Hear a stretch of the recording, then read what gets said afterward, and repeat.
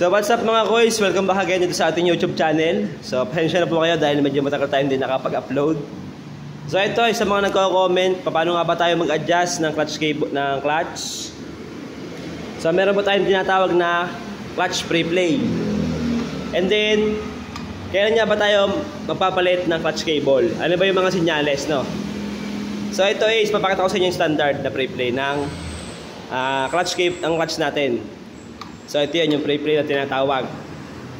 O syempre bago tayo magsimula ng ating discussion, ng ating tutorial, huwag nyo kalimutan mag-subscribe sa mga bago pa dyan. And then pa-like and share po ng ating video para po ito sa mga naka-TMX 125 Alpha, no? Tara mga koy, simulan natin.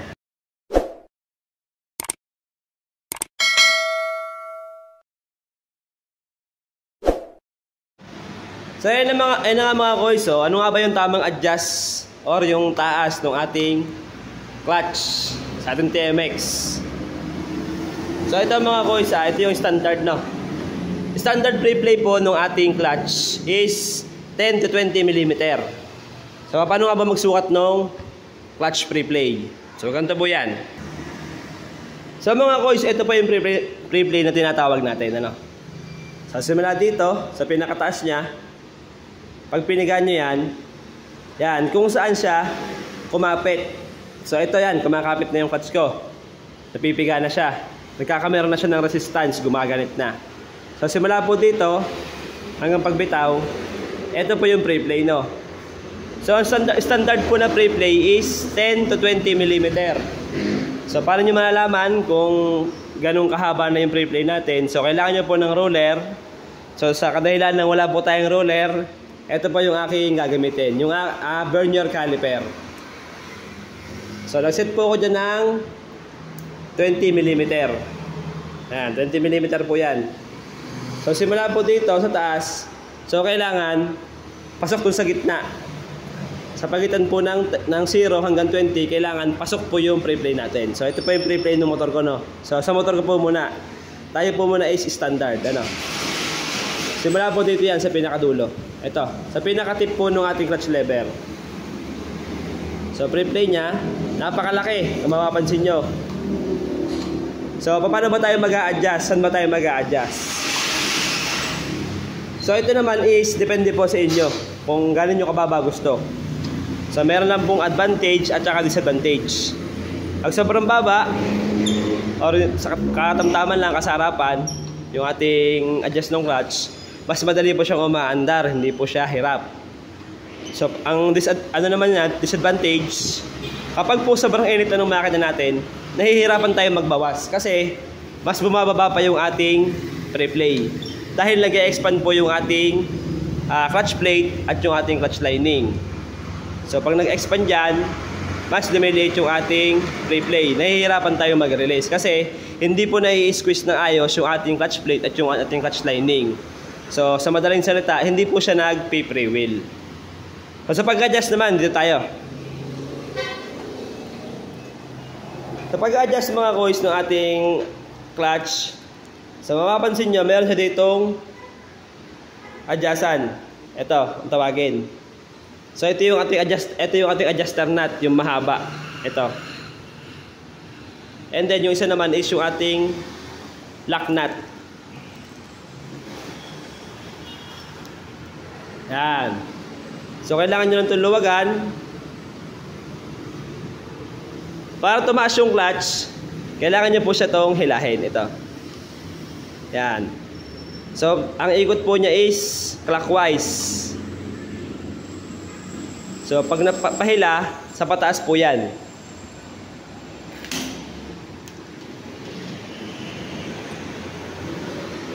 Habang lumalabas siya, yung part na yan is tumataas po yung ating clutch. Ito. And then, pag na-adjust nyo na sa tamang adjust na gusto nyo, ito na yung panlock nya. Para hindi na siya gumalaw.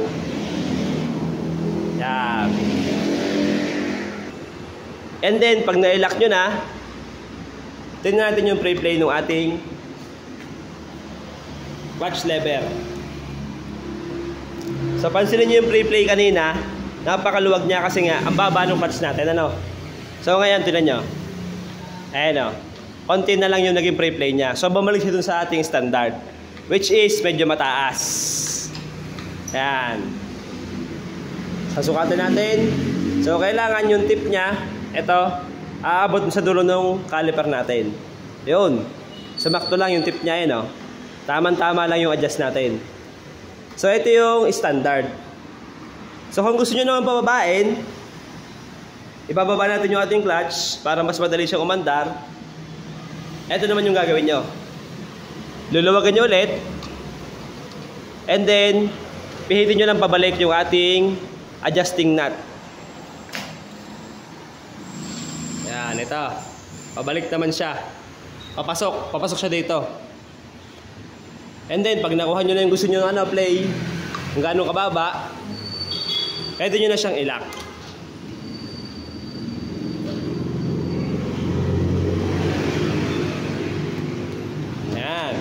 Ganyan lang kasimple mag-adjust. Yan. Para sa akin, ito yung timpla ng aking clutch. Yan. Medyo mataas yung pre-play niya. Oh. Pero para sa akin, okay na yan.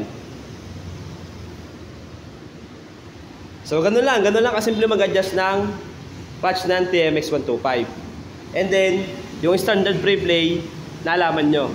10 to 20 mm. Using po kayo ng ruler or vernier caliper. And then isa pang tanong, bakit nga ba gumaganit or tumitigas yung ating clutch? So unang-una, syempre, pag yung cable natin is matagal na, gumaganit siya. So nagkakameron na siya ng dumi or kalawang. Kagaya dun sa akin, ayan o. Ito yung cable nung sa akin. So kung mapapansin nyo, ayos pa siya. Ayos pa yung cable ko. Ayan o, malinis pa. Huwag nyo na lang pansinin yung dumi sa ilalim ano. So yan, kaya gumaganit dahil yung cable niya is hindi na siya lumalaro ng ayos. Or nahihirapan na siyang hilahin. Hindi na natin mahila ng ating clutch lever. So ang solusyon, magpalit ng bago or mag-lubricate po tayo. Pwede po siyang i-lubricate ng langis. Pwede po tayo mag-lubricate ng oil. So yun naman, hindi siya standard. Ang standard talaga is palit tayo ng bago. And then isa pa, tingnan niyo yung hibla. Kung mapapansin nyo, yung ating cable, may mga hibla yan. Pwede nyo siyang kalasin. I-check nyo kung mayroon na napuputol. Kasi pag mga isa-isa na napuputol yan, mapapansin nyo, gumaganit yung ating clutch lever. Kasi nahihirapan na yung paghila. So dito naman sa ating clutch arm, yung ating sa may clutch side. So yung ating adjust is ito yung play natin nyo. So, pag mababa, pansin nyo, ito yung ating clutch arm. So siya yung nagtutulak dun sa lifter sa loob. So pag mababa yung clutch nyo, tignan nyo, konting-konti lang yung play nya. So ibig sabihin, yung pagtulak niya dun sa lifter, sa tosser kung tawagin, is konti lang. Kaya hindi agad naghihiwa-hiwalay yung clutch lining at saka yung ating clutch plate. So yun po yung nagiging cause ng ating running clutch. Or ang hirap ikambyo pag sobrang init na. Yan. So kapag standard naman siya, mapapansin nyo, ang lakas ng tulak nito. Ang laki ng angle niya. So ibig sabihin, pag mataas yung clutch, ang laki nung buka nung ating clutch lining at saka nung ating clutch plate. So naghihiwa-hiwalay talaga siya.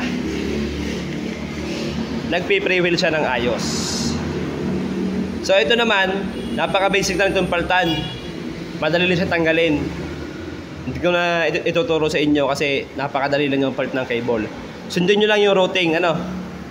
Isa pa nagiging dahilan kung bakit ito minsan gumaganit, yung clutch natin, lumuluwag yung nut ng clutch housing or nabebend po yung ating clutch cable. Pag tayo po yung nag-lowered, minsan sumasala na po yung routing niya, nabebend po siya, nag-twist, kaya gumaganit po yung ating clutch lever. So yun lang mga boys, basic tips lang. Sa maintenance lang, sa susunod, basic po ulit. Abangan nyo po ulit yung ating upload. So maraming salamat mga boys, ride safe and God bless po sa inyong lahat.